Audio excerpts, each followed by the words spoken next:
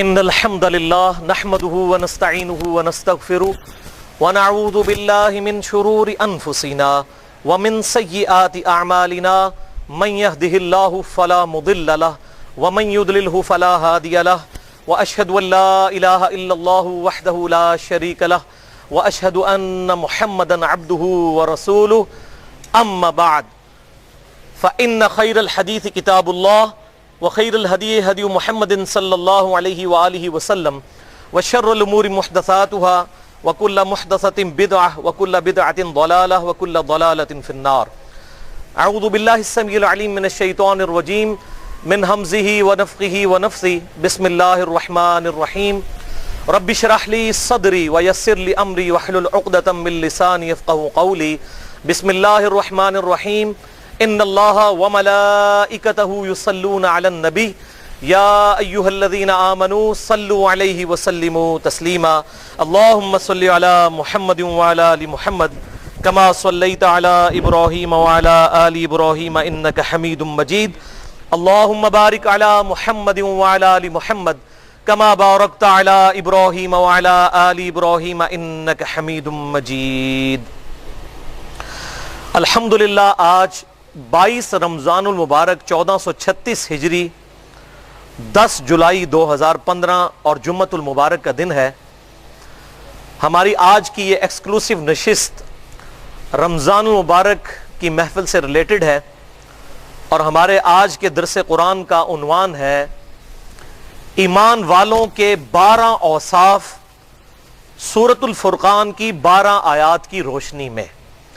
ایمان والوں کے 12 اوصاف سورۃ الفرقان کی 12 آیات کی روشنی میں ایمان والوں یعنی صحیح اللہ والوں کے 12 اوصاف سورۃ الفرقان کی 12 آیات آیت نمبر 63 سے لے کر 74 تک کی روشنی میں۔ بھائیو، سورۃ الفرقان قرآن حکیم میں سورت نمبر 25 ہے اور پارہ نمبر 18 سے شروع ہو کر پارہ نمبر 19 میں کنکلوڈ ہوتی ہے۔ اس کا آخری رکوع انشاءاللہ ہم ڈسکس کریں گے، اس میں بھی 12 آیات، اور سورۃ الانعام کی آیت نمبر 160 ہے۔ اعوذ باللہ من الشیطان الرجیم بسم اللہ الرحمن الرحیم من جاء بالحسنۃ فلہ عشر امثالھا، جو کوئی قیامت کے دن ایک نیکی لے کر آئے گا تو اللہ تعالیٰ اس کو 10 گنا اس کا اجر عطا فرمائے گا۔ تو یہ بھی 12 صفات ہیں اور 12 کو 10 سے ضرب دیں تو 120 آتا ہے۔ تو ہمارا مسئلہ نمبر انشاءاللہ آج 120 ہے۔ تو یہ میں نے نسبت بتا دی تاکہ یاد رکھنی آسان ہو۔ تو یہ ہماری آج کی گفتگو اہل سنت پاک.com پر مسئلہ نمبر 120 کے عنوان کے تحت اپلوڈ ہوگی، ایمان والوں کے 12 اوصاف سورۃ الفرقان کی 12 آیات کی روشنی میں۔ بھائیو، اللہ تعالیٰ نے ان 12 آیات کے اندر بڑی خوبصورتی کے ساتھ ایمان والوں کی 12 صفات کا ذکر کیا ہے، اور بیسیکلی یہ ایک ٹیمپلیٹ ہے، ایک سانچہ ہے جس میں ہر مسلمان اپنے آپ کو رکھ کے دیکھ سکتا ہے کہ میں وہ ایمان والا بندہ بن چکا ہوں کیا جو میرے رب کو مقصود ہے۔ تو ہم نے اس کو صرف ایک مزے کے طور پر درس قرآن کو نہیں سننا، بلکہ اپنے آپ کو بھی اس میں رکھ کے فٹ کر کے دیکھنا ہے۔ کوئی بھی شخص پرفیکٹ تو نہیں ہوتا، کمزوری تو ہر انسان کے اندر موجود ہوتی ہے، لیکن انسان کو یہ کوشش کرنی چاہیے کہ جیسے جیسے کتاب و سنت سے کوئی بات پتہ چلے تو انسان اس میں امپروومنٹ اپنی شخصیت کے اندر، اپنے کردار کے اندر لاتا چلا جائے۔ تو اللہ کا نام لے کر شروع کرتے ہیں۔ اعوذ باللہ من الشیطان الرجیم بسم اللہ الرحمن الرحیم۔ سورۃ الفرقان آیات نمبر 63 سے لے کر اینڈ تک۔ ایمان والوں کی پہلی صفت، وَعِبَادُ الرَّحْمَنِ الَّذِينَ يَمْشُونَ عَلَى الْأَرْضِ هَوْنًا، رحمان کے بندے وہ ہیں جو زمین پر آہستگی کے ساتھ، بڑی عاجزی کے ساتھ چلتے ہیں، یعنی وہ تکبر کے ساتھ جوتے پٹخاتے ہوئے اور اکڑتے ہوئے نہیں چلتے، بلکہ اس زمین پر اپنے آپ کو اپنے رب کا غلام اور بندہ سمجھتے ہوئے عاجزی کے ساتھ چلتے ہیں۔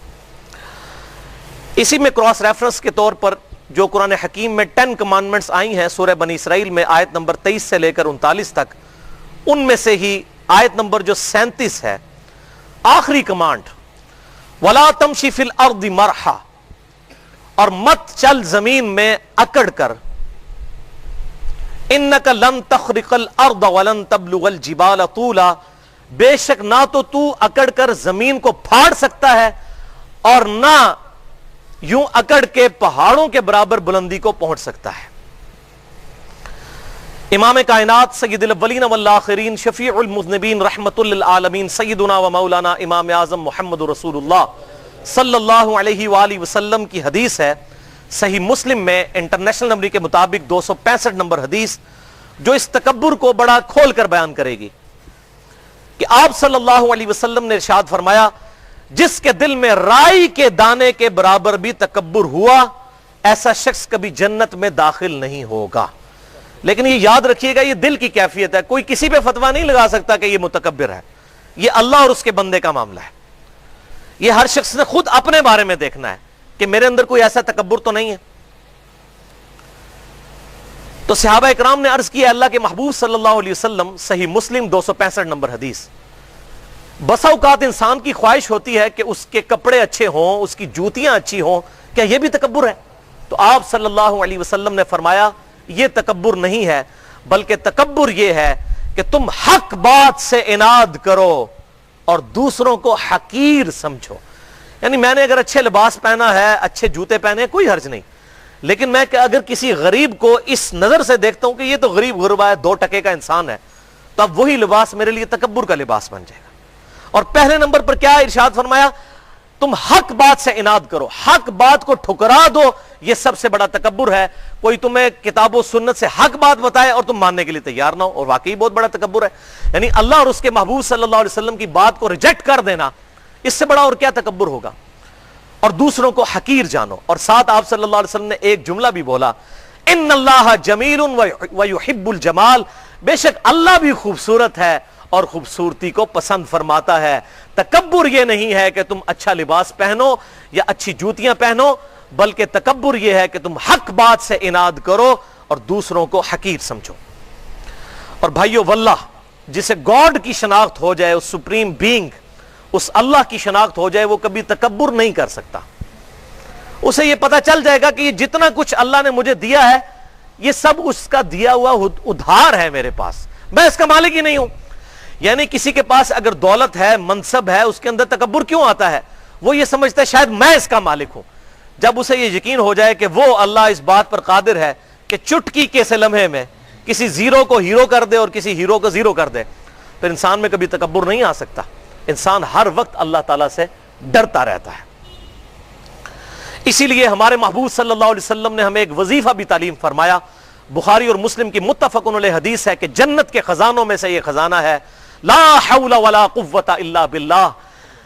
اللہ اکبر، نہیں ہے ہمت کوئی نیکی کرنے کی اور نہ طاقت ہے گناہ سے بچنے کی مگر اس کی توفیق سے، لا حول ولا قوت الا باللہ۔ تو اس کے اندر بھی انسان میں عاجزی پیدا ہوتی ہے کہ اللہ تعالیٰ گناہ سے بچنے کی طاقت اور نیکی کرنے کی ہمت جو اللہ نے دی ہے، اس کو اللہ کی طرف منسوب کیا جائے۔ انسان یہ نہ کہے کہ کوئی میرا کمال ہے نیکی کے اوپر چلنا، بلکہ اس کا فضل و کرم ہے۔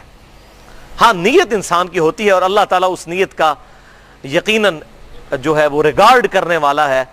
صحیح بخاری کی پہلی حدیث ہی یہی ہے اور صحیح مسلم میں بھی ہے، انما الاعمال بالنیات، اعمال کا دار و مدار نیتوں کے اوپر ہے۔ اگر نیت اچھی ہوگی تو تبھی اچھے عمل کا فائدہ ہے، اگر نیت بری ہوگی تو اچھا عمل بھی قیامت والے دن اللہ کی بارگاہ میں شرمندہ کروا سکتا ہے۔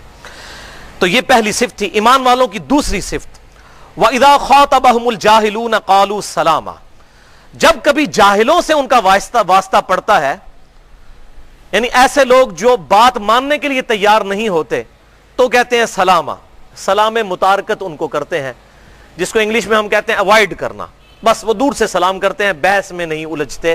ایسے لوگوں کے ساتھ جنہوں پنجابی چسی کہنے ہیں جدہ کان چٹا ہے، یعنی جو کوے کو کہے نا سفید ہے، کالے کوے کو، تو اب اس کے ساتھ کیا بحث کی جا سکتی ہے؟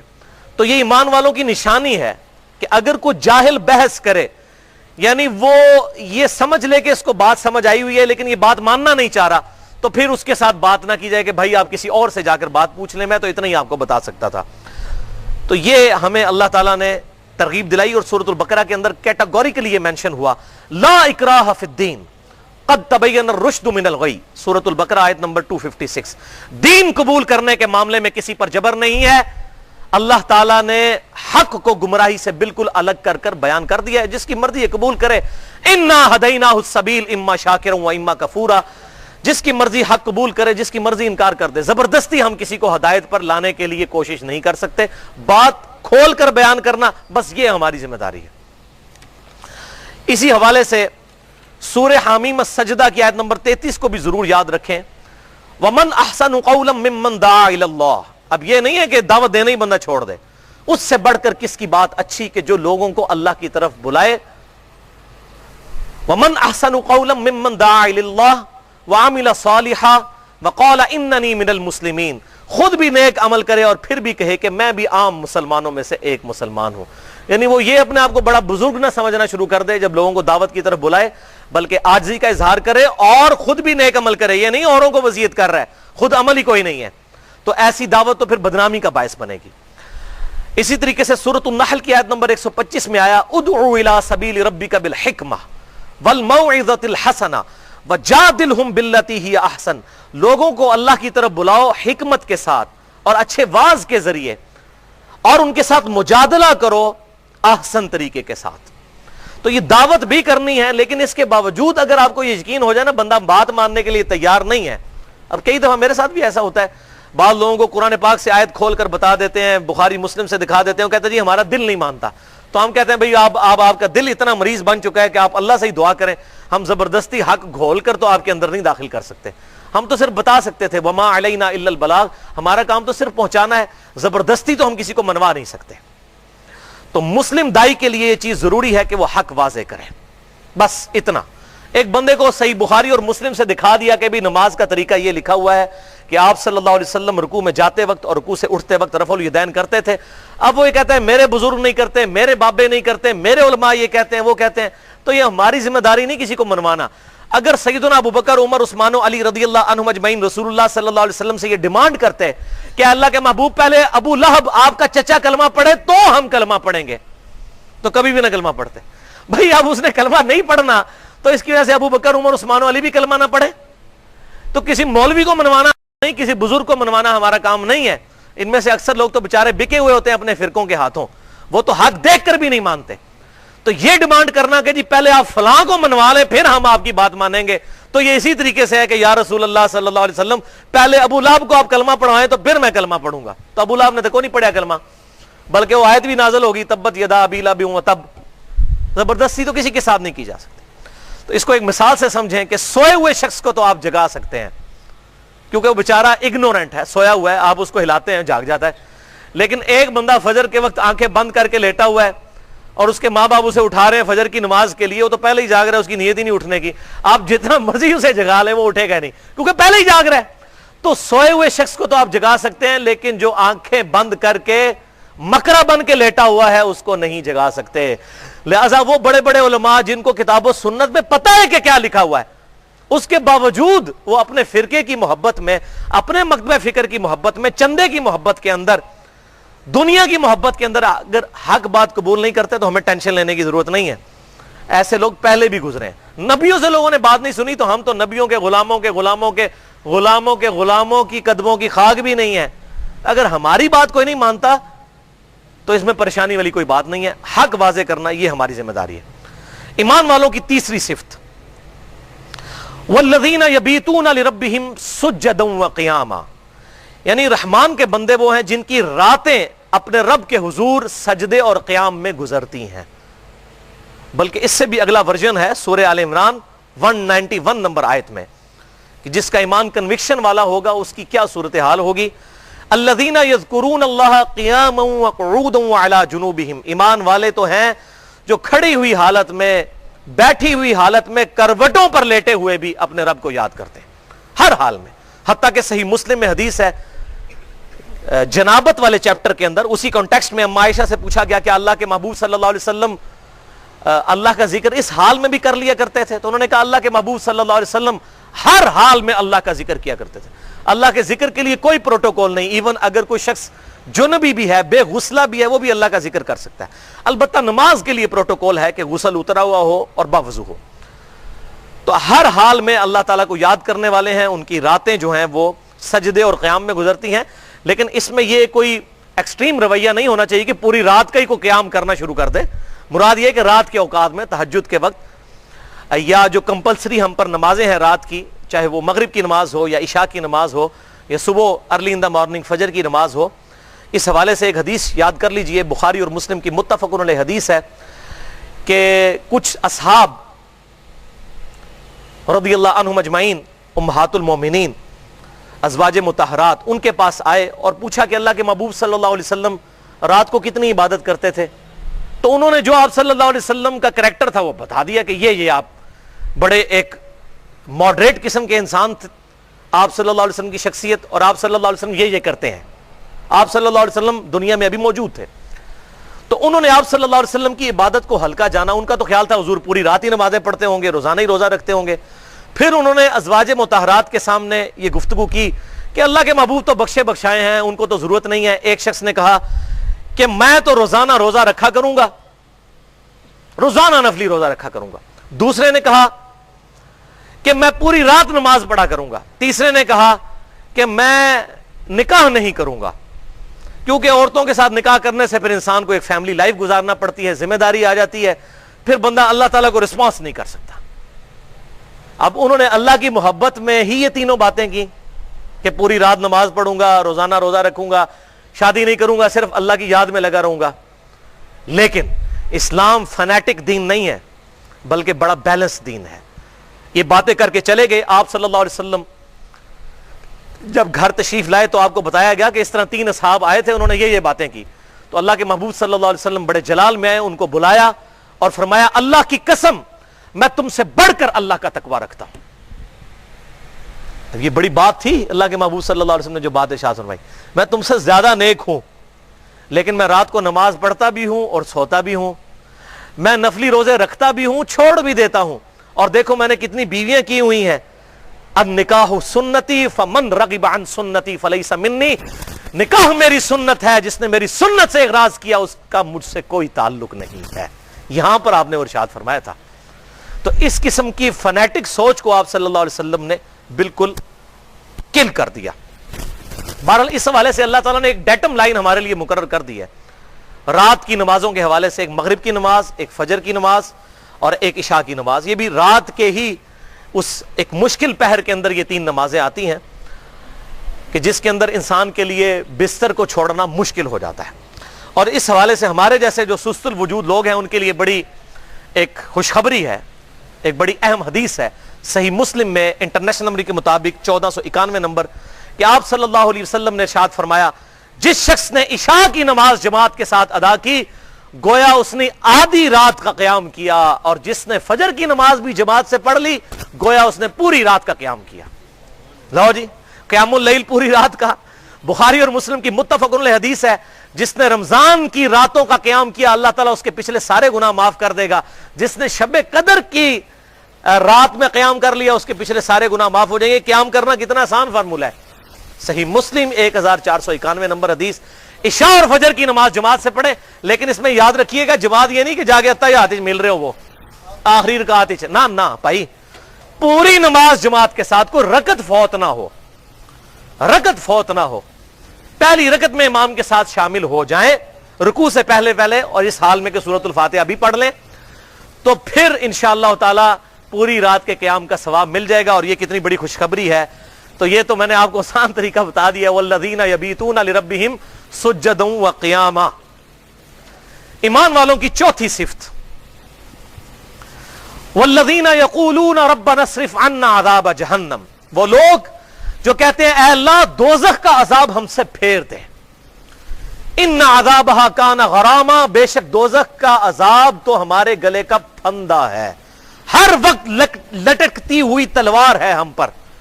انہا ساعت مستقرا و مقاما، بے شک دوزخ عارضی طور پر بھی رہنے کے لیے بڑی بری جگہ ہے اور ہمیشہ رہنے کے لیے بھی بڑی بری جگہ ہے، والعیاذ باللہ تعالی۔ اس میں ان لوگوں کا رد ہو گیا جو کہتے ہیں ایک پھیرا ہی لگنا ہے نا جی، تھوڑی دیر راستے. اللہ تعالیٰ کیا فرما رہا ہے؟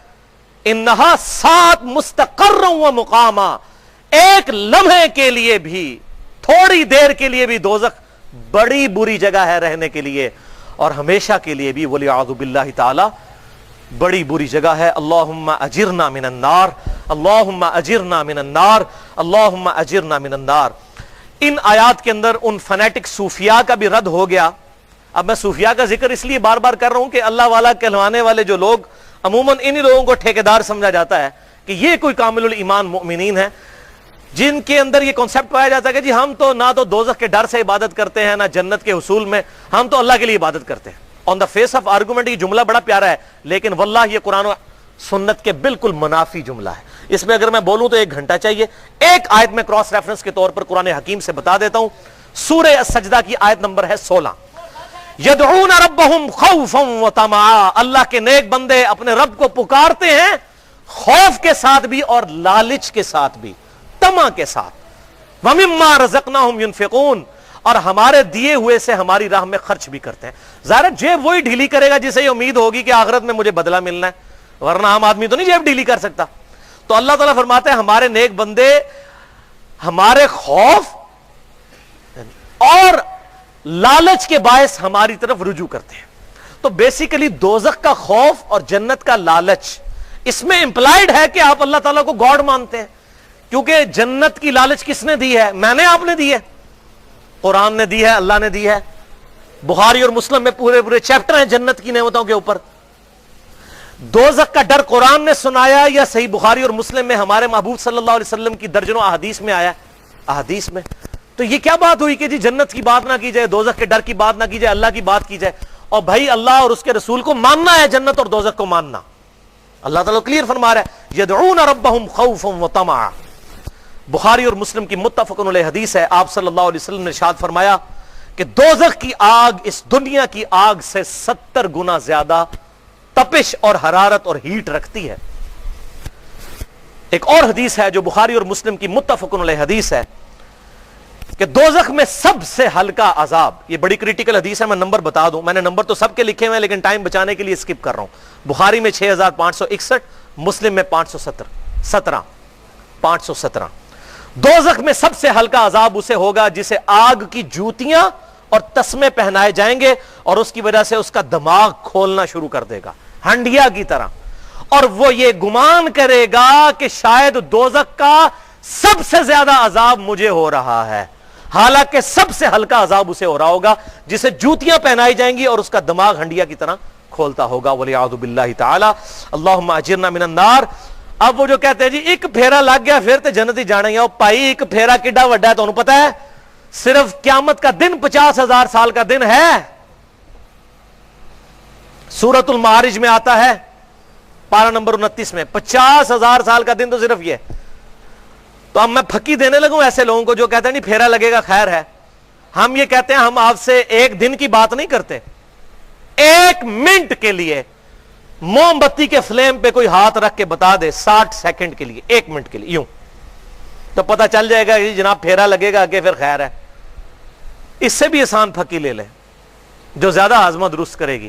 اینٹی وینم فلسفیکل آنسر، الزامی جواب کے طور پر ایک شخص کو کہا جائے کہ آپ کو ایک 12 فٹ بائی 12 فٹ کے کمرے میں صرف 1 رات گزارنی ہے، لیکن 1000 کوبرا سانپ ہوں گے اس کمرے میں، 1000 کالے بچھو ہوں گے، بس 1 رات کا مسئلہ خیر ہے، پھر ہی لگنا ایک. لگ پتا جائے گا کیونکہ ہم نے کبھی امیجن نہیں کیا. یہ ہماری امیجنیشن میں ہے کہ یار 1000 کوبرا سانپ، 1000 کالے بچھو، ایک پوری رات کیسے گزرے گی؟ تو یہ کس طرح کہتے ہیں جناب پھیرا لگے گا پھر جنت ٹوٹ جانا ہے. جو کچھ بھی ہے تیرے محبوب کی امت سے اللہ، اسی تے انسان کوئی نہیں بننا، او مسلمان نہیں بننا جو تو ساڈے کو لچانا ہے. جو کچھ بھی ہے اللہ تیرے محبوب کی امت سے ہے، ہم نے نہ نماز پڑھنی ہے، بس محبوب کی نسبت کی وجہ سے چھوڑ دے. یہ محبوب کی نسبت ہے صلی اللہ علیہ وآلہ وسلم. کیا صحابہ کرام علیہم رضوان کو یہ نسبتیں نہیں پتا تھی؟ نہیں.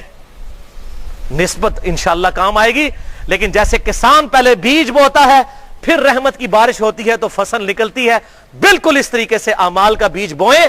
اللہ کی رحمت کی بارش ہوگی, ہمارے محبوب صلی اللہ علیہ وسلم کی شفاعت کی رحمت ہوگی, انشاءاللہ ہمارے ٹوٹے پوٹے اعمال ہمیں جنت میں لے جانے میں کامیاب ہو جائیں گے. لیکن ڈیٹم لیول تو اچیو کیا ہو, فرائض پہ تو پابندی ہو, نمازوں میں تو پابندی ہو. اور بھائیو, یہ سب کچھ انسان صرف اس لیے کرتا ہے کہ انسان دنیا کی زندگی کے ساتھ دل لگا لیتا ہے. صحیح مسلم میں ایک حدیث ہے انٹرنیشنل نمبر کے مطابق 1197 کہ آپ صلی اللہ علیہ وسلم نے فرمایا, اللہ کی قسم یہ دنیا کی زندگی آخرت کے مقابلے پر ایسے ہے کہ کوئی شخص سمندر میں انگلی ڈبوئے تو اس کے ساتھ جو پانی لگے گا وہ دنیا کی زندگی اور سمندر سارا آخرت کی زندگی ہے. کوئی کمپیریزن ہے؟ اس انفینٹ لائف کو داؤ پہ کیسے لگایا جا سکتا ہے ان چند سالوں کی زندگی کی وجہ سے؟ اللہ اکبر کبیرہ. اسی حوالے سے انتہائی اسٹونشنگ حدیث ہے, یہ حدیث تحفہ لے جائیں آج, صحیح مسلم میں 7088 نمبر, کہ آپ صلی اللہ علیہ وسلم نے ارشاد فرمایا کہ قیامت والے دن اس شخص کو بلایا جائے گا جس نے دنیا کے اندر بڑی نعمتوں میں ٹھاٹھ باٹھ سے بڑی لگژریس لائف گزاری ہوگی. اللہ تعالیٰ اسے بلائے گا کہ بڑی یاشی کی تو نے دنیا کے اندر, مجھے رسپانس نہیں کیا, فرشتوں ذرا اسے ایک غوطہ لگواؤ نا دوزخ کا. ایک غوطہ لگے گا, کہنا نا ایک پھیرا لگے گا, ایک پھیرا ہی انہوں لگنا ہے, ایک غوطہ دوزخ کا لگے گا. اللہ تعالیٰ اس سے پوچھے گا کہ اے بندے کیا دنیا کی زندگی میں تو نے کوئی آسائش پائی؟ وہ کہے گا یا اللہ تیری عزت کی قسم میں نے دنیا میں کوئی آسائش نہیں دیکھی, ایک پھیرے کی وجہ سے سب کچھ بھول جائے گا. اب سائملٹینیس کنٹراسٹ اسی حدیث صحیح مسلم 7088 نمبر, پھر ایک مفلس اور فقیر شخص کو بلایا جائے گا جس نے دنیا میں حلال اور حرام کی تمیز کی ہوگی لیکن بڑی مشکل زندگی گزاری ہوگی, اللہ اور اس کے رسول کو راضی کیا ہوگا, دنیا میں ٹھاٹ واٹ کی زندگی نہیں ہوگی, ظاہر روکی سوکی کھائی ہوگی, حلال کے ساتھ تو پھر اس طرح کی زندگی میسر ہے.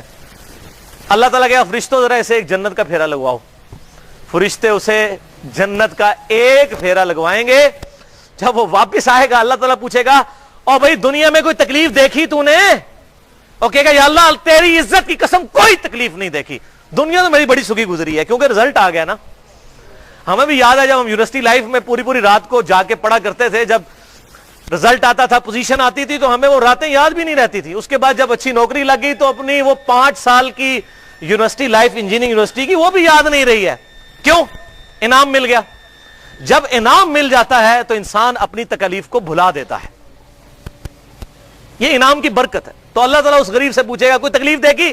کہے گا یا اللہ کوئی نہیں دیکھی. اللہ اکبر. ایک وظیفہ بھی لے لیں اسی حوالے سے, سنن ابی داؤد میں حدیث ہے انٹرنیشنل نمبر کے مطابق 5079 نمبر, کہ آپ صلی اللہ علیہ وسلم نے ارشاد فرمایا جس شخص نے فجر کی نماز پڑھنے کے بعد کسی سے گفتگو کیے بغیر 7 دفعہ پڑھ لیا اللہم اجرنی من النار, اے اللہ مجھے بچا لے آگ کے عذاب سے. کتنی دفعہ؟ 7 دفعہ. تو اس دن میں اگر وہ مر گیا تو اللہ تعالیٰ اسے دوزخ سے رہائی عطا فرما دے گا. اور جس نے مغرب کی نماز کے فوراً بعد 7 دفعہ پڑھ لیا اللہم اجرنی من النار, اگر اس رات میں مر گیا تو اللہ تعالیٰ اسے دوزخ سے رہائی عطا فرما دے گا. لیکن بھائی جی نماز بھی پہلے پڑھنی ہے, صرف اللہم اجرنی من النار نہیں پڑھنا. نماز پڑھنے کے بعد کسی سے گفتگو کیے بغیر اسی حالت میں بیٹھے ہوئے اللہم اجرنی من النار 7 دفعہ پڑھنا ہے. تو یہ وظیفہ لے جائیں. تو نماز تو بھائی پڑھنی ہے. صحیح مسلم میں حدیث ہے انٹرنیشنل نمبر کے مطابق 246, جامعہ ترمذی میں موجود ہے کہ انسان کے کفر اور شرک اور ایمان کے درمیان فرق نماز ہے. یہاں لوگ کہتے ہیں خیر ہے جی نماز نہ پڑھی تو. اور سنن ابی داؤد میں ایک حدیث ہے, مسند امام احمد میں بڑی ڈیٹیل کے ساتھ ہے, مشکات میں بھی اس کے 2 طرق ہیں انٹرنیشنل نمبر کے مطابق 1330 اور 1331, کہ آپ صلی اللہ علیہ وسلم نے فرمایا قیامت والے دن سب سے پہلے بندے سے نماز کے بارے میں سوال ہوگا. اگر اس کی نمازیں درست نکل آئیں تو اگلے سوال آسان در آسان ہوتے چلے جائیں گے, اور اگر نمازیں درست نہ نکلیں تو اگلے سارے معاملات مشکل در مشکل ہوتے چلے جائیں گے. وَلِعَوْذُ بِاللَّهِ تعالی. اچھا, بخاری اور مسلم میں ایک حدیث ہے کہ قیامت والے دن سب سے پہلے قتل کے مقدمے کا فیصلہ ہوگا. وہ حقوق العباد کا معاملہ ہے. حقوق اللہ میں پہلے فیصلہ ہوگا نماز کا, حقوق العباد میں پہلے فیصلہ ہوگا قتل کے مقدمے کا. یہ اس کا آپٹیمل سولوشن بنتا ہے. پانچویں نشانی اہل ایمان کی پانچویں صفت، والذین اذا انفقوا لم یسرفوا ولم یقتروا وکان بین ذلک قواما، کہ ایمان والے وہ ہیں کہ جب اللہ کی راہ میں خرچ کرتے ہیں تو نہ اسراف سے کام لیتے ہیں، فضول خرچی کرتے ہیں، اور نہ ہی کنجوسی کے ساتھ، وکان بین ذلک قواما، بلکہ اس کے درمیان درمیان رہتے ہیں. کراس ریفرنس کے طور پر سورہ بنی اسرائیل کی آیت نمبر 29 ہے کہ نہ تو اپنے ہاتھ کو ایسا بندہ رکھو اپنی گردن کے ساتھ اتنے کنجوس ہو جاؤ کہ کسی کو کچھ دو ہی نہ، اور نہ اتنے فیاض ہو جاؤ کہ سب کچھ لٹا بیٹھو اور پھر درماندہ ہو کر بیٹھ جاؤ، جنہوں سے پنجابی کہنا ہے کہ نیکی گلے پہ گئی ہے، یعنی سب کچھ ہی اللہ کی راہ میں دے دیا اور خود جو ہے وہ آپ بیٹھ گئے. اور یہ بالکل فینیٹک نظریہ ہے. اس حوالے سے بڑی کریٹیکل حدیث ہے، بخاری اور مسلم کی متفق علیہ حدیث ہے. بخاری میں 2742، مسلم میں 4209. سعد ابن ابی وقاص رضی اللہ تعالیٰ عنہ کہتے ہیں فتح مکہ کے موقع پر میں بیمار ہو گیا اور مجھے یہ گمان ہوا کہ شاید میں مر جاؤں گا، حالانکہ اس کے بعد بھی 46 سال زندہ رہے، 56 ہجری میں فوت ہوئے. اللہ کے محبوب صلی اللہ علیہ وسلم میری عیادت کو آئے. میں نے کہا اللہ کے محبوب صلی اللہ علیہ وسلم میری ایک ہی بیٹی ہے، میں سارا مال اللہ کی راہ میں خیرات کر دوں؟ آج کا کوئی عالم دین ہوتا کہنا ہاں جی بالکل لہنا میں انہیں چندہ بک منو دے دو. اللہ کے محبوب صلی اللہ علیہ وسلم نے فرمایا نہیں. ان کا یا رسول اللہ 2/3 آپ نے اجازت نہیں دی. پھر کہا آدھا مال، نہیں اجازت دی. پھر کہا 1/3 مال. تو ایز اے لاسٹ ریزارٹ آپ صلی اللہ علیہ وسلم نے بالکل آخر میں بڑی مشکل سے 1/3 مال کی وصیت کرنے کی اجازت دی. اور پھر آپ صلی اللہ علیہ وسلم نے فرمایا سعد اپنے وارثوں کے لیے مال چھوڑ کر مر، یہ اس سے بہتر ہے کہ تیرے مرنے کے بعد لوگوں سے مانگتے پھرے. یہاں کیا ہوتا ہے، ذرا سی ناراضگی ہوئی اولاد کو وہ جائیداد سے آگ کر دیتے ہیں. اسلام میں تو آگ کا کانسیپٹ ہی کوئی نہیں ہے. مال کا مالک تو اللہ ہے، کوئی باپ اپنے بیٹے کو آگ نہیں کر سکتا. پھر مولوی بھی یاری لگا لیتا ہے ایسے ناراض قسم کے ماں باپ کے ساتھ، اور پھر وہ مرتے مرتے وہ پوری جائیداد جو ہے مدرسے کے نام لکھ جاتا ہے، اور مولوی پھر گاڑی رکھتا ہے، اس کی توند بڑھتی ہے اور بچے بیچارے مانگتے پھرتے ہیں. یہ ریالٹیز ہے اور ان کا اسلام سے کوئی تعلق نہیں ہے. اور اگر زندگی میں نہ ہو سکے تو اس کی میت پہ 4 بندوں کے سامنے کہہ دیتے ہیں آخری دن کہندے سن ایڑا مکان ہے میرا، یہ میں مسجد نو دے دینا. وہ بیچارہ غریب آدمی جس کا باپ مرا ہوا ہے وہ تو بیچارہ سوچنا شروع کر دیتا ہے کہ اب اتنے بندوں کے سامنے کہے تو میں اب مرتے مرتے اپنے باپ کی خواہش میرے مرنے کے بعد میں پوری کر ہی دوں اپنے باپ کے مرنے کے بعد. اس قسم سے بھی اس طریقے سے بھی مال ہتھیاتے ہیں. تو 1/3 سے زیادہ مال کرنے کی وصیت کرنے کی بالکل اسلام میں اجازت نہیں ہے. لہذا تقوی کا حیضہ نہ ہو کہ سب کچھ جو ہے وہ لوٹا دیا جائے، بلکہ اپنی اولاد کے لیے بھی چھوڑ کر مرا جائے. کنجوسی بھی نہ ہو اور بہت زیادہ فیاضی بھی نہ ہو، درمیان میں. ایمان والوں کی چھٹی صفت والذین لا يدعون مع اللہ الہا آخر. یہ تو اب بڑی کریٹیکل ہے. اللہ کے ساتھ کسی اور کو دعا کے لیے نہیں پکارتے وہ لوگ. یہ ان کی نشانی ہے. یہاں عبادت کا ذکر نہیں آیا، دعا، کیونکہ اللہ کو پتا تھا سب سے زیادہ شرک کی دعا میں ہونا ہے. اللہ کے ساتھ کسی اور بھی الہ کو دعا کے لیے نہیں پکارتے. اللہ اکبر. اور یہ پہلی کمانڈ ہے 10 کمانڈمنٹس میں، سورہ بنی اسرائیل آیت نمبر 23. وَقَضَىٰ رَبُّكَ أَلَّا تَعْبُدُوا إِلَّا إِيَّاهُ. اور تمہارے رب نے یہ بات طے کر دی تھی کہ مت پوجنا کسی کو سوائے اس کے. یہ پہلی کمانڈ ہے توحید. ڈیٹیل کسی کو چاہیے ہو تو مسئلہ نمبر 3 ہے دعا صرف اللہ ہی سے. میرا لیکچر اہل سنت پاک.com پر، اور اسی کی ایکسٹینشن ہے مسئلہ نمبر 43 توسل اور وسیلہ کے صحیح احکام و مسائل. لیکن یہاں پر میں کراس ریفرنس کے طور پر کچھ آیات اس مضمون کے ساتھ انصاف کرتے ہوئے ضرور بیان کروں گا. سورۃ النمل کی آیت نمبر 62 ہے اَمَّن يُجِيبُ الْمُضْطَرَّ إِذَا دَعَاهُ. بتاؤ کون ہے وہ جو مشکل میں گھرے ہوئے، اضطراب میں گھرے ہوئے شخص کی فریاد کو سن لیتا ہے. وَيَكْشِفُ السُّوءَ. اور اس سے اس کی برائی دور کر دیتا ہے. وَيَجْعَلُكُمْ خُلَفَاءَ الْأَرْضِ. اور وہ تمہیں اگلوں کا خلیفہ کرتا ہے زمین پر. تمہارے باپ دادا مرتے ہیں، تمہارے مرنے کے بعد تمہاری اولاد. اَإِلَٰهٌ مَّعَ اللَّهِ. کیا اللہ کے ساتھ کوئی اور الہ بھی ہے جو مشکل اور پریشانی میں گھرے ہوئے شخص کی تکلیف کو دور کرتے؟ تو اس میں آیت میں اللہ تعالیٰ نے واضح کہا کہ جس کو مشکل اور پریشانی میں مدد کے لیے پکارا جائے وہ الہ ہے. تو بھائیو یہ جھگڑا ہی نہیں ہے کہ مولا علی کو اختیار ہے یا نہیں. مولا علی کو اختیار ہو تب بھی، شیخ عبد القادر جیلانی کو اختیار ہو تب بھی، غیب میں مدد کے لیے ان کو پکارنا یہ دعا ہے، اور دعا عبادت ہے، اور عبادت اللہ تعالیٰ کے ساتھ خاص ہے. ایاک نعبد و ایاک نستعین. اے اللہ ہم صرف تیری ہی عبادت کرتے ہیں اور غائب میں مدد کے لیے صرف تجھی کو پکارتے ہیں. یہ اپروپریٹ ٹرانسلیشن ہے. ظاہری اسباب میں تو آپ پکار سکتے ہیں، وتعاونوا علی البر والتقوی، نیکی اور پرہیزگاری کے کاموں میں ایک دوسرے کی مدد کرو۔ بارش کون برساتا ہے؟ اللہ۔ ڈیوٹی کس کی ہے؟ فرشتوں کی۔ لیکن بارش ہم فرشتوں سے مانگیں گے؟ فرشتوں بارش برسا دو کہ گرمی کا موسم قریب آ رہا ہے، میرا سلام پہنچا دو کہ خادم تمہارا قریب آ رہا ہے۔ فرشتوں کو ہم پکار ہی نہیں سکتے، ہم اللہ کو پکاریں گے۔ چاہے درود ہوگا تو اللہم صلی علی محمد وعلی آل محمد، دعا ہوگی تو اللہ ہی کو پکاریں گے۔ یہی اللہ کے محبوب صلی اللہ علیہ وسلم کی تعلیمات ہیں۔ اسی لیے ہم ہر نماز کے اندر ہر رکعت میں عہد کرتے ہیں ایاک نعبد و ایاک نستعین۔ اور جامعہ ترمذی، ابو داؤد اور نسائی اور ابن ماجہ میں حدیث ہے اب دعا هو العبادہ، دعا ہی تو عبادت ہے۔ پھر آپ صلی اللہ علیہ وسلم نے اپنی بات کی سپورٹ میں سورۃ المؤمن کی آیت نمبر 60 تلاوت کی، ادعونی استجب لکم، اے میرے بندے مجھ سے مانگ، میں تیری دعا کو قبول کروں گا۔ ان الذین یستکبرون عن عبادتی، بے شک جو لوگ میری عبادت سے تکبر کرتے ہیں، مجھ سے دعا نہیں کرتے، سیدخلون جہنم داخرین، ایسے لوگوں کو ذلیل و خوار کر کے دوزخ میں داخل کروں گا جو مجھ سے دعا نہیں کرتے۔ قربان جائیں ہمارا خدا، ہمارا رب، ہمارا گاڈ، ہمارا الہ، ہمارا اللہ، ہمارا سپریم بینگ وہ الہ اور بادشاہ ہے کہ جس سے نہ مانگا جائے تو ناراض ہوتا ہے۔ دنیا کے بادشاہوں سے مانگا جائے تو وہ ناراض ہوتے ہیں۔ ذلیل و خوار کر کے دوزخ میں داخل کروں گا جس نے مجھ سے دعا نہ کی۔ تو آپ صلی اللہ علیہ وسلم سے نے بھی اپنی بات کی سپورٹ میں الدعاء هو العبادہ کی سپورٹ میں آیت پڑھی۔ اور پھر سورۃ البقرہ کی آیت نمبر 186 جسے میں نے انسانیت کا میگنا کارٹا قرار دیا ہے۔ 17ویں صدی میں انگلینڈ میں یہ قانون پاس ہوا تھا جسے میگنا کارٹا کہا جاتا تھا کہ ہر انسان کو یہ حق حاصل ہے کہ وہ اپنے حکمران کے سامنے اپنا مقدمہ لے کر جا سکتا ہے۔ انسانیت کا میگنا کارٹا یہ آیت ہے، سورۃ البقرہ آیت نمبر 186، وَإِذَا سَأَلَكَ عِبَادِي عَنِّي فَإِنِّي قَرِيبٌ أُجِيبُ الدَّعْوَةَ الدَّاعِ إِذَا دَعَانِ۔ اے میرے محبوب صلی اللہ علیہ وسلم، جب بھی میرے بندے آپ سے میرے بارے میں پوچھیں تو آپ فرمائیے میں تمہارے بالکل قریب ہوں، ہر پکارنے والے کی پکار کو سنتا ہوں، کوئی پروٹوکول نہیں ہے۔ لیکن فَلْيَسْتَجِيبُوا لِي وَلْيُؤْمِنُوا بِي لَعَلَّهُمْ يَرْشُدُونَ، لوگوں کو بھی چاہیے کہ میرا حکم مانیں اور مجھ پر ایمان لائیں جیسا کہ ایمان لانے کا حق ہے۔ ون وے ٹریفک نہیں ہے کہ تسی گل کوئی نہ منو میں گل کوئی نہ مننا تے اللہ تعالیٰ ساڈی گلاں مندا جاوے، انج نہیں، ون وے ٹریفک نہیں ہے۔ ہم تو مائل بکرم ہیں، کوئی سائل ہی نہیں، یہ وہ بات ہے۔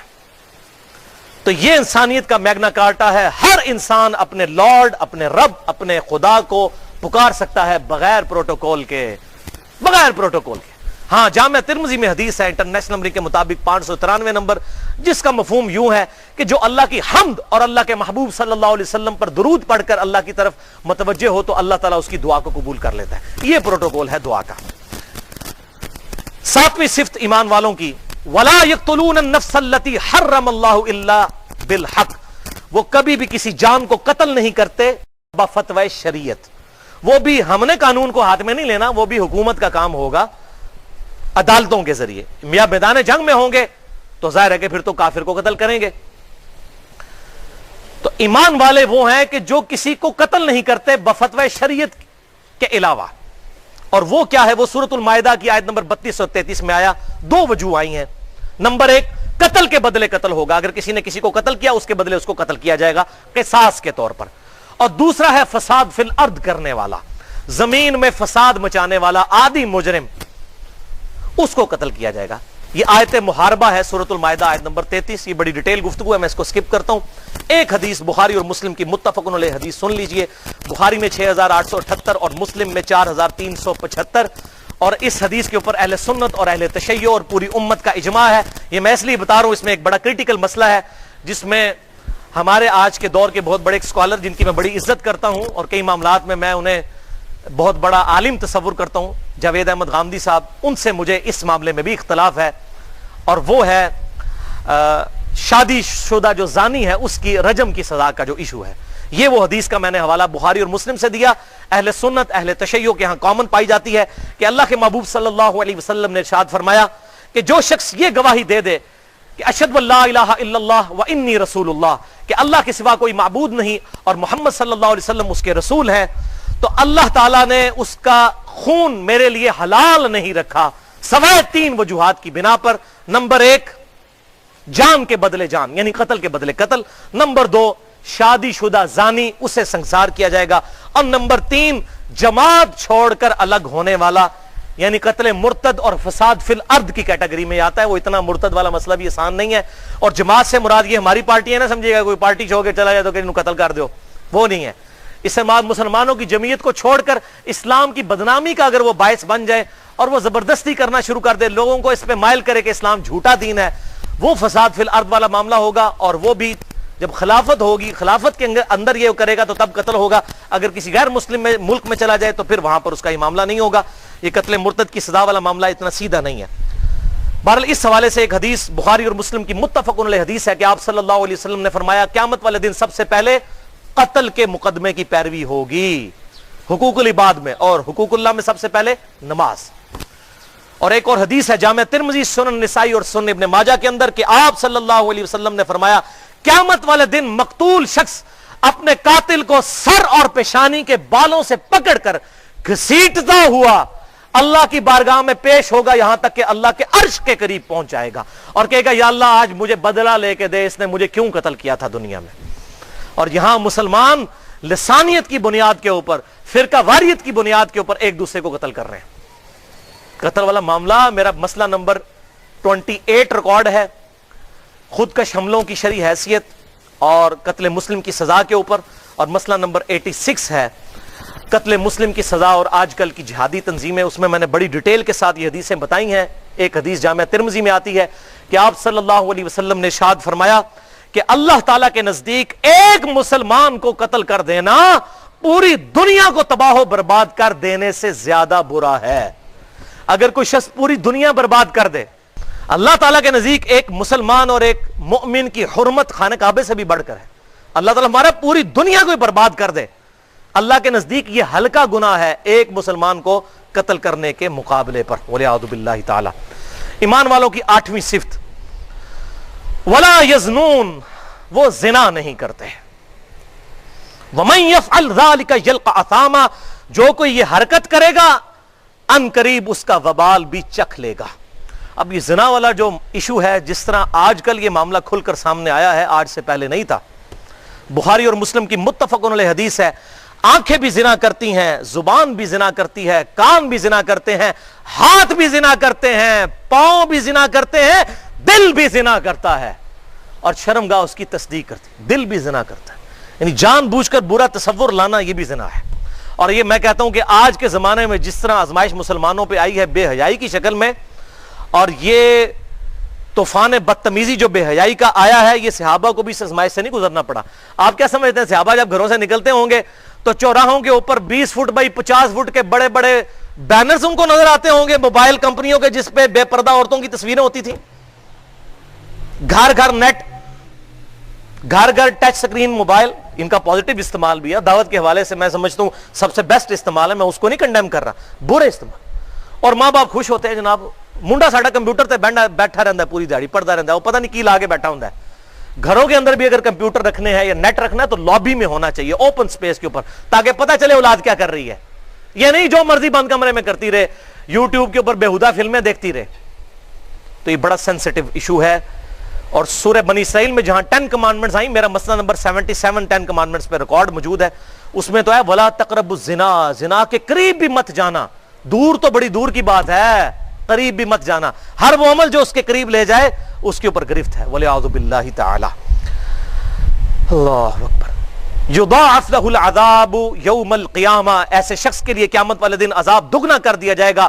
وَيَخْلُقْ فِيهِ مُهَانًا, اور اسے ذلیل و خوار کر کے دوزخ میں داخل کیا جائے گا. الا من تاب, ہاں مگر جو توبہ کر لے, وآمن, اور ایمان لے آئے صحیح معنوں میں جو ایمان لانے کا حق ہے, وعمل عملا صالحا, اور وہ نیک اعمال بھی کرنا شروع کر دے. فاولئک یبدل اللہ سیئاتہم حسنات, تو ایسے لوگوں کے گناہوں کو بھی اللہ تعالیٰ نیکیوں سے بدل دے گا اگر وہ صحیح توبہ کر لے, چاہے وہ شرک سے بھی توبہ کرے, کیونکہ پیچھے شرک کا کانٹیکسٹ بھی آیا. وَكَانَ اللَّهُ غَفُورًا رَحِيمًا, اور اللہ تعالیٰ معاف فرمانے والا, رحم فرمانے والا ہے. وَمَن تَابَ, اور جس نے توبہ کی, وَعَمِلَ صَالِحًا, اور اس نے نیک اعمال اختیار کیے, فَإِنَّهُ يَتُوبُ إِلَى اللَّهِ مَتَابًا, تو ایسے کی توبہ اللہ کے ذمہ کرم پر ہے. اللہ اکبر. اللہ بھی التواب ہے, توبہ کرنے والا. اللہ کی توبہ کیا ہے؟ بندے کی طرف رجوع کرنا. جب بندہ اللہ کی طرف رجوع کر لے, اللہ بھی توبہ کرتا ہے, بندہ بھی توبہ کرتا ہے. اللہ اکبر. سورۃ الانعام کی آیت نمبر 54 ہے, قد کتب ربکم علی نفسہ الرحمہ، اللہ نے اپنے اوپر یہ لازم کیا ہے کہ ہر حال میں ہی رحمت کرے گا. اور بخاری اور مسلم کی متفق علیہ حدیث ہے، آپ صلی اللہ علیہ وسلم نے فرمایا اللہ تعالیٰ نے جب اپنی مخلوق کو پیدا کیا اس وقت اپنے پاس ایک کتاب لکھ لی اپنے پاس عرش پر رکھ لی ہے. اس کتاب میں یہ بات لکھی ہے کہ میری رحمت میرے غضب پر سبقت لے جانے والی ہے. اللہ اکبر کبیرہ والحمدللہ کثیرہ وسبحان اللہ بکرۃ واصیلا. یہ بہت بڑا ایسٹ ہے کہ اللہ کی رحمت اس کے غضب پر سبقت لے جانے والی ہے. ایمان والوں کی نویں نشانی والذین لا یشہدون الزور، وہ ایمان والے ایسے ہیں جو جھوٹی بات کی کبھی گواہی نہیں دیتے. اس کے دو معنی بنتے ہیں، جھوٹی گواہی نہیں دیتے کسی کے خلاف اور کسی جھوٹی بات کی تصدیق نہیں کرتے، صرف سچی بات کو مانتے ہیں جو کتاب و سنت سے ثابت ہوگی اس کو مانتے ہیں. یہ ایمان والوں کی صفت ہوگی، نہ جھوٹ بولیں گے اور نہ جھوٹی گواہی دیں گے، نہ کسی جھوٹے عقیدے کی تصدیق کریں گے. اور قرآن میں واضح آیا لعنت اللہ علی الکاذبین، جھوٹے پر اللہ کی لعنت. اور بخاری اور مسلم کی متفق علیہ حدیث ہے منافق کی 4 نشانیاں ہیں، جس میں چاروں پائی جاتی ہوں وہ پکا منافق ہے، اور جس میں ایک پائی جاتی ہو وہ بھی منافق ہے جب تک کہ اس کو چھوڑ نہ دے. مسئلہ نمبر 34 میرا سن لیجئے گا، اعتقادی منافق اور عملی منافق میں کیا فرق ہے. عملاً تو اکثریت مسلمانوں کی منافق ہے، اعتقاد بات نہیں کر رہا میں، عقیدے میں نہیں، عقیدے میں مسلمان ہے. عملاً وہ 4 نشانیاں بخاری اور مسلم میں، کتاب الایمان چیپٹر میں، بخاری میں 34 نمبر، مسلم میں 210. جب امانت رکھی جائے خیانت کرے، نمبر 1. نمبر 2 بات کرے تو جھوٹ بولے. نمبر 3 وعدہ کرے تو اس کے خلاف کرے. وعدہ یہ نہیں ہوتا کہ میں وعدہ کرتا ہوں کہ یہ کروں گا، نہیں. آپ نے کسی کو کہہ دیا نا ہاں جی میں یہ کروں گا، وعدہ ہو گیا. وعدے کا لفظ بولنا ضروری نہیں ہوتا. لوگ کہتے ہیں ہاں جی میں آواں گا پر وعدہ نہیں کرتا. او بھائی پھر کیوں کہہ رہے ہیں میں آواں گا؟ خالی یہ کہنا یہ نہیں ہوتا وعدہ کرتا ہوں میں، اس طرح کہنا نہیں ضروری ہوتا. چوتھا، جب جھگڑا ہو تو گالی گلوچ پر اتر آئے. جھگڑا ہو سکتا ہے لیکن گالی گلوچ ولگر لینگویج نہ آئے. اور دوسری حدیث بخاری اور مسلم کی انتہائی کریٹیکل حدیث ہے، بخاری میں 2654، مسلم میں 259 نمبر. انتہائی امپریسو یہ حدیث ہے. آپ صلی اللہ علیہ وسلم نے فرمایا، میرے صحابہ 3 بار فرمایا میں تمہیں بڑے بڑے گناہ نہ بتا دوں. نمبر 1 اللہ کے ساتھ شرک کرنا، سب کو پتا ہے. نمبر 2 ماں باپ کی نافرمانی کرنا، سب کو پتا ہے. اور نمبر 3 جب آپ نمبر 3 پر آئے نا تو صحابہ کہتے ہیں کہ آپ تکیے پر ٹیک لگائے ہوئے بیٹھے تھے یوں، پھر آپ فوراً اٹینٹو ہو کے ایسے بیٹھ گئے، یعنی کوئی خاص بات. اور پھر آپ صلی اللہ علیہ وسلم نے فرمایا دیکھنا جھوٹ نہ بولنا، جھوٹ نہ بولنا، جھوٹ نہ بولنا، جھوٹ نہ بولنا، جھوٹ نہ بولنا، جھوٹ نہ بولنا. یہ بات آپ رپیٹ کرتے رہے یہاں تک کہ صحابہ کہتے ہیں ہم ڈر گئے کہ اللہ کے محبوب خاش خاموش ہو جائیں. اور جھوٹ کتنا عام ہے، جھوٹے بہانے کتنے عام ہیں. اللہ اکبر. حتیٰ کہ مذاق میں بھی جھوٹ بولا جائے تو وہ بھی دوزخ میں لے جانے والا کام ہے. لوگ کہتے ہیں میں مذاق بولیا سی، اپریل فول منایا سی. ابھی جھوٹ ایک علیحدہ سے ٹاپک ہے لیکن اس کو سکپ کرتے ہیں. 10ویں نشانی اہل ایمان کی، وَإِذَا مَرُّوا بِاللَّغْوِ مَرُّوا كِرَامًا، جب کبھی وہ لغو چیز کے پاس سے گزرتے ہیں تو بڑی شریفوں کی طرح دامن بچا کے، یعنی اگر بازار سے گزر رہے ہیں تو یہ نہیں ہے کہ یوں تاڑتے ہوئے، نظروں کی حفاظت کرتے ہوئے گزرتے ہیں. یا کبھی ہماری یونیورسٹیز اور کالجز کے زمانے میں یہ چیز ہوتی تھی، کبھی اس طرح کی سرمنیز ہوتی تھی جہاں پر بے پردہ عورتیں بھی آ جاتی ہیں. بسا اوقات شادی کے موقع پر ایسے کہیں پر جانا پڑ جاتا ہے تو اپنی نگاہوں کو جھکا کر وہاں سے گزرتے ہیں. اور یہاں پر سنن طبرانی کی ایک حدیث یاد کر لیجئے، صحیح سند کے ساتھ ہے کہ آپ صلی اللہ علیہ وسلم نے فرمایا کسی غیر محرم عورت کو ہاتھ لگانا، صرف ہاتھ لگانا، ٹچ کرنا، یہ اس سے بڑا گناہ ہے کہ کسی شخص کے سر کے اندر لوہے کی کیل ٹھوک دی جائے. اس سے بڑی تکلیف اس گناہ کی ہونے والی ہے. اس میں نے پورا لیکچر دیا ہے، مسئلہ نمبر 106، کالج اور یونیورسٹیز کے لڑکے اور لڑکیوں کی ملاقاتیں اور ان کی ڈیٹس، ان کے اوپر جو بے حیائی کا طوفان بدتمیزی اور نگاہوں کی حفاظت کے حوالے سے گفتگو ہے، میں اس کو سکپ کرتا ہوں. ایمان والوں کی 11ویں نشانی، سیکنڈ لاسٹ، ان کی صفت، والذین اذا ذکروا بآیات ربہم، وہ لوگ ہیں کہ جب انہیں نصیحت کی جاتی ہے ان کی رب کی آیات سنا کر، لم یخروا علیہا صما وعمیانا، تو وہ گونگے بہرے اور اندھے ہو کر آیات نہیں سنتے بلکہ اس لیے سے سنتے ہیں کہ ہاں ہم نے اس پہ عمل بھی کرنا ہے. اور معذرت کے ساتھ جسے پتہ ہی نہیں کہ یہ آیت کیا بیان ہو رہی ہے تو وہ بھی اسی کیٹیگری میں فال کرتا ہے. یا سن کر اس کان سے سن کر اسی سے ہی نکال دے, ادھر سے نہ نکالے کہ شاید دو باتیں کوئی دماغ میں بیٹھ ہی نہ جائیں, یہاں سے سن کر یہاں سے ہی نکال دے. تو اللہ تعالیٰ فرماتا ہے ایمان والوں کو جب نصیحت کی جاتی ہے وہ سیریس ہوتے ہیں. مثلا جب آپ کو پتا چلا یار بخاری مسلم میں نماز کا طریقہ یہ لکھا ہے, اس کے بعد میری مجال ہے میں دوسرے طریقے پہ نماز پڑھ جاؤں, بہت بڑا ڈھیٹ ہوں گا میں, ایمان والا تو نہیں ہوں پھر قرآن کی روح سے. نصیحت مجھے کوئی کرے میں اس پہ عمل کیوں نہ کروں. اور یہاں پر قرآن حکیم کی سب سے سخت آیت سن لیں اور یہ آج تحفہ لے جائیں اور گھر جا کر بیوی بچوں بھائیوں کو بھی سنائیں. یہ آیت سورۃ الاعراف آیت نمبر 179, وَلَقَدْ ذَرَأْنَا لِجَهَنَّمَ كَثِيرًا مِنَ الْجِنِّ وَالْإِنسِ, بے شک ہم نے جنوں اور انسانوں کی اکثریت پیدا ہی دوزخ کے لیے کی ہے. استغفر اللہ, یہ اللہ تعالیٰ کا ایکسپرٹ اوپینین ہے, مستقبل کو پہلے ہی جج کر لیا.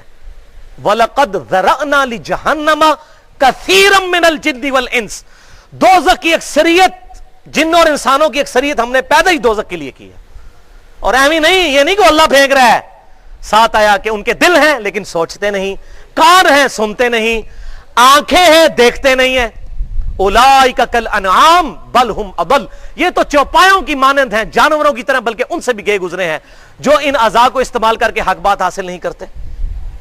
کتنا سخت فتویٰ ہے اللہ تعالیٰ کا. یہ جانوروں کی مانند ہیں جو اپنے ان اعضاء کو استعمال کر کے کتاب و سنت کی تعلیمات پر عمل کر کے دنیا کی زندگی میں گاڈ کو سیریس نہیں لیتے. اور پھر سورہ السجدہ کی آیت نمبر 22 ہے, وَمَنْ أَظْلَمُ مِمَّنْ ذُكِّرَ بِآيَاتِ رَبِّهِ ثُمَّ أَعْرَضَ عَنْهَا, سب سے بڑا ظالم کون ہے, اس سے بڑھ کر ظالم کون جسے رب کی آیات پڑھ پڑھ کر ڈر سنایا جائے اور وہ رخ پھیر لے. اِنَّا مِنَ الْمُجْرِمِينَ مُنْتَقِمُونَ, ایسے مجرموں سے تو ہم انتقام لے کر چھوڑیں گے. انتقام کا لفظ استعمال کیا ہے, جس کو قرآن و سنت سے ترغیب دلائی جائے اور کہ جی تسی اپنی قبر ہی جانا ہے, میں اپنی قبر ہی, او پائی کنے کیا تو میری قبر ہی جانا ہے. یہ نبیوں کا منصب ہے کسی کو بات سمجھانا. اس کا مطلب ہے اللہ کے نبی بھی آپ کے پاس آتے تو آپ کہتے ہیں اللہ کے نبی آپ نے اپنی قبر میں جانا اور میں نے اپنی قبر میں, اور یہی کہتے تھے کافر بھی. اسی لیے کہا گیا پھر لکم دینکم ولی دین, دعوت دی, پھر کہا تمہارے لیے تمہارا دین, جانا ہے دوزخ میں جاؤ, دفع ہو جاؤ. وما علینا الا البلاغ المبین, ہمارا کام تو نہیں ہے مگر صاف صاف پہنچا دینا. آخری صفت ایمان والوں کی 12ویں صفت, اور ساتھ ہی جنت کی خوشخبری بھی ہے ان کے لیے. والذین یقولون ربنا هب لنا من ازواجنا وذریاتنا قرۃ اعین واجعلنا للمتقین اماما, ایمان والے وہ ہیں جو اللہ کے حضور دعا کرتے ہیں, اے اللہ ہماری بیویوں اور ہماری اولاد میں ہماری آنکھوں کی ٹھنڈک بنا دے, یعنی ہماری آنکھیں ٹھنڈی ہی ہوں جب وہ نیک عمال کریں. وجعلنا للمتقین اماما, اور ہمیں پرہیزگاروں کا امام بنانا. یہ امام مسجد والا امام نہیں ہے, اس سے مراد ہے ہم فور فادرز, آباء و اجداد بنے ان لوگوں کے جو نیک ہوں, یعنی ہماری نسلیں نیک ہوں, ہم ان کے امام ہوں. یہ دعا کرتے ہیں. یہ دعا بھی یاد کریں, بخاری اور مسلم کی متفق علیہ حدیث ہے, جب تشہد میں درود پڑھ چکو اس کے بعد جو چاہو اپنے رب سے مانگو. عربی کے اندر کوئی بھی دعا ہو, سنت سے ثابت ہو یا نہ ہو, الفاظ درست ہوں, وہ مانگی جا سکتی ہے. آپ صلی اللہ علیہ وسلم نے اس کی اجازت دی ہے. اولئک یجزون الغرفۃ بما صبروا, یہ وہ لوگ ہیں جن کو اللہ نے صبر کے بدلے میں جنت کے بالا خانے دیے ہیں, بڑے بڑے بلڈنگز جنت کے اندر, اپارٹمنٹس, صبر کے بدلے میں. صبر کے اندر پورا دین ہے. صبر کی 3 قسمیں یاد رکھے. ایک صبر ہے اللہ کی طرف سے آئی ہوئی تکلیف پہ صبر, دوسرا صبر ہے اللہ کی طرف سے شریعت کی پابندیوں پر صبر. فجر کے وقت آج کل اٹھنا کوئی آسان کام ہے؟ یہ گرمیوں کا 16-17 گھنٹے کا روزہ رکھنا کوئی آسان کام ہے؟ یہ اللہ کی شریعت پہ صبر ہے. سردیوں میں اٹھ کر غسل جنابت کرنا اللہ کی شریعت کے اوپر صبر ہے. اللہ تعالیٰ کی طرف سے فرائض کے اوپر صبر. اور ایک ہے گناہوں پر صبر کرنا, یعنی اللہ نے کہا یہ حرام ہے, یہ کام نہیں کرنا. نگاہ کی حفاظت کرنا, اس پہ صبر کرنا پڑتا ہے, ویسے تو نہیں ہوتی, ورنہ جڑے تھے پیڑے اور لاہور بھی پیڑے, وہ خانہ کعبہ بھی پیڑے. خانہ کعبہ میں تو عورتوں کے چہرے بھی کھلے ہوتے ہیں, وہاں بھی جو لوگ ادھر بھی بد نگاہی کے عادی ہیں وہاں بھی بیٹھ کے یہی کام کر رہے ہوتے ہیں, اور وہاں تو انٹرنیشنل لیول کی یعنی فیسلٹی اویلیبل ہوتی ہے, پوری دنیا سے عورتیں آئی ہوتی ہیں. تو جس کو یہاں سے عادت نہیں ہے نا, وہاں بھی اس کی عادت ٹھیک نہیں ہوگی. وہاں کوئی سوئچ نہیں آن ہو جانا کہ اس نے جا کے ٹھیک ہو جانا ہے. صبر کے بدلے میں تکلیف پر صبر, شریعت پر صبر, گناہوں سے بچنے پر صبر. وَيُلَقَّوْنَ فِيهَا تَحِيَّةً وَسَلَامًا, اور وہاں پر ان کی گریٹنگز کے ساتھ استقبال ہوگا. جنت میں فرشتے آداب اور سلامتی کے ساتھ. یہاں بھی آپ کسی وہ 5 اسٹار ہوٹل میں جائیں نا, تو وہ جو بار بوائز کھڑے کیے ہوتے ہیں السلام علیکم السلام علیکم سب کو کر رہے ہوتے ہیں نا, تو فرشتے کھڑے ہوں گے ایسے لوگوں کے لیے آداب اور سلامتی کے ساتھ. خالدین فیہا, وہ رہیں گے اس میں ہمیشہ ہمیش. حسنت مستقرا و مقاما, اور جنت کیا ہی اچھی جگہ ہے, تھوڑی دیر کے لیے بھی اور ہمیشہ کے لیے رہنے کے لیے بھی.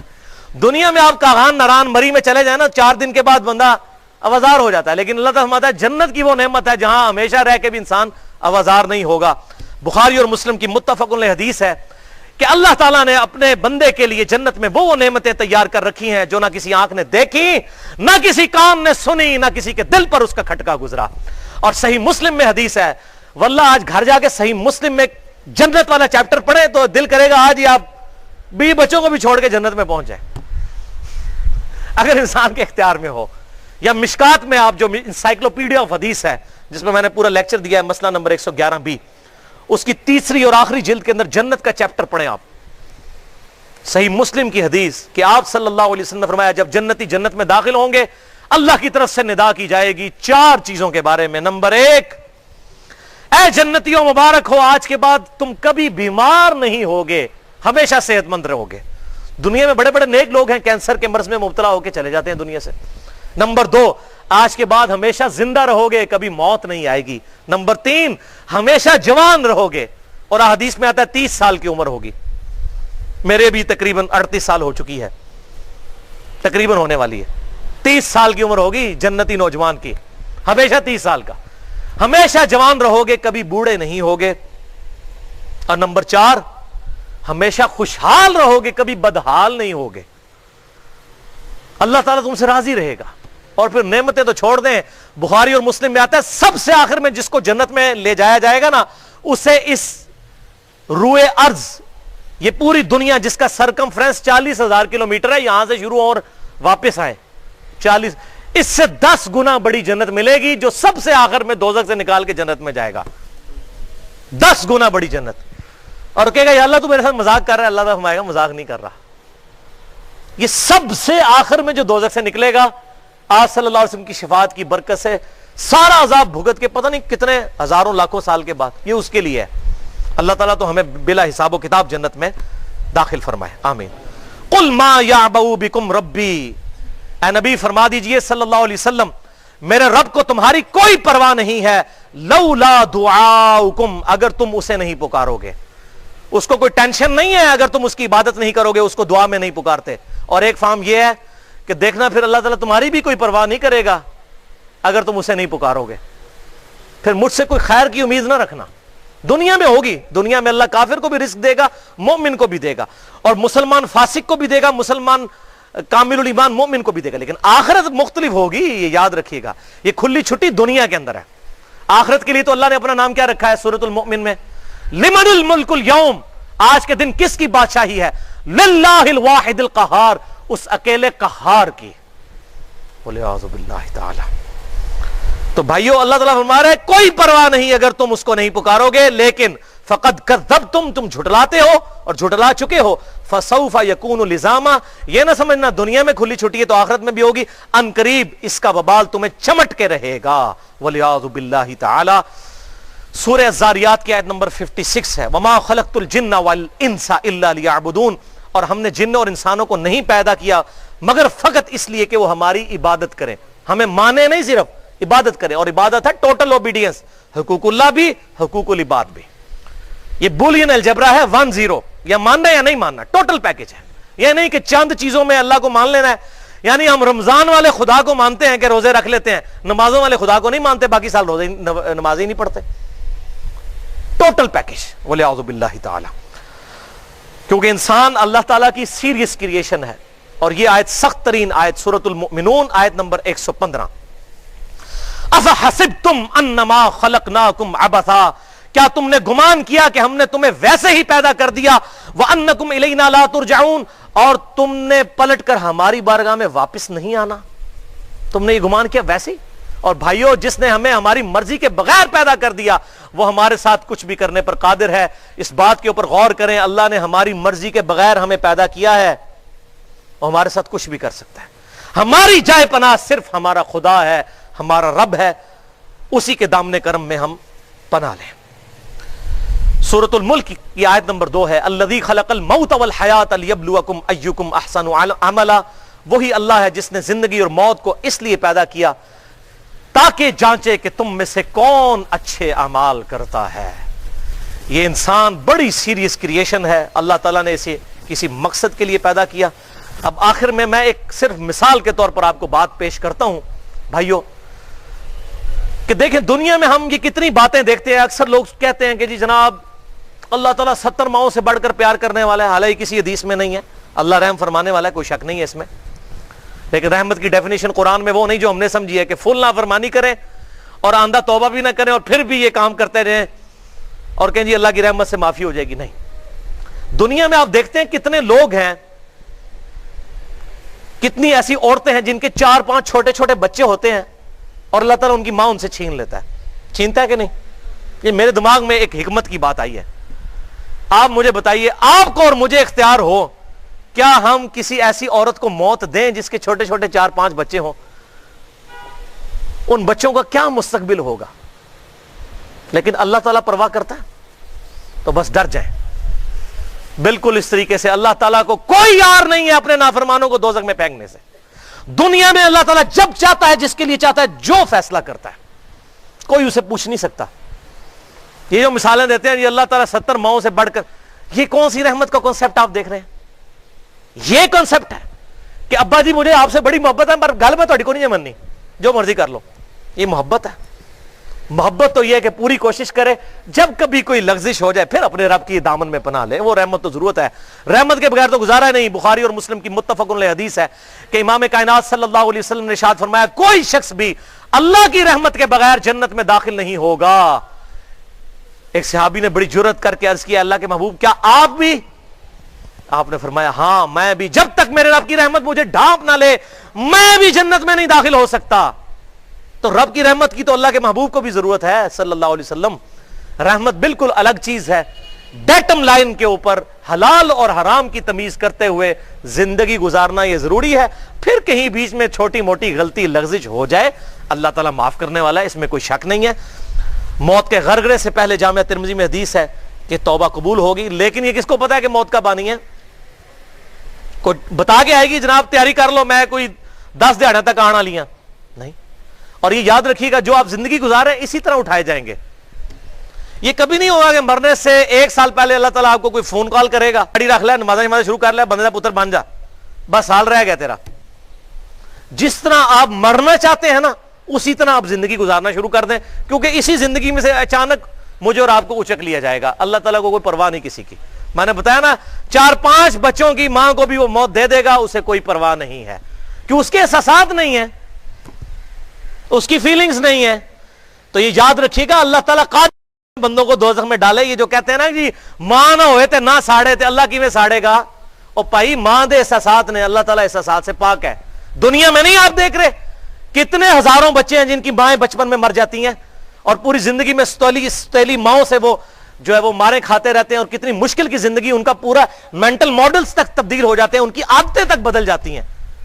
تو اللہ تعالیٰ کیوں موت دیتا ہے ان کو؟ اللہ کو کسی پرواہ نہیں ہے۔ اللہ الصمد، اللہ بے پرواہ ہے۔ اللہ تعالیٰ سے دعا ہے ہمیں اپنی موت سے پہلے اپنی قبر و آخرت کی تیاری کرنے کی توفیق عطا فرمائے۔ آج میں نے جتنی گفتگو کی اس میں اگر جذبات میں میرے منہ سے کوئی غلط بات نکل گئی تو اللہ تعالیٰ ہمارے دلوں سے معاف کر دے، ہمیں کتاب و سنت کی تعلیمات پر عمل کر کے دوسرے بھائیوں تک پہنچانے کی توفیق عطا فرمائے۔ سبحانک اللہم و بحمدک، اشہد ان لا الہ الا انت، استغفرک و اتوب الیک، وما علینا الا البلاغ المبین۔